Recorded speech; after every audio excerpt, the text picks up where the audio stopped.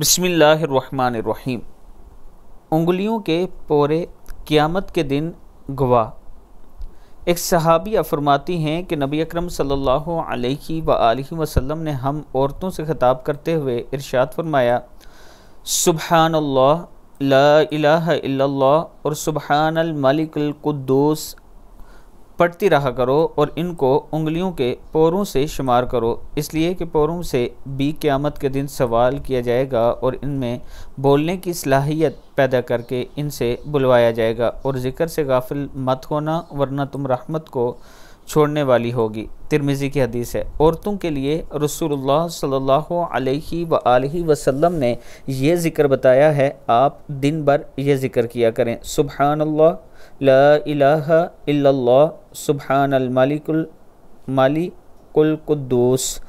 ये आपने दिन में तकरीबन जितना आप पढ़ सकती हैं, कम से कम 100 मरतबा ये तीनों ज़िक्र कर लें और ज़्यादा जितना आप कर सकती हैं करें। अल्लाह ताला का करम होगा। आप अल्लाह से मांगा करें, अल्लाह अता करने वाला है।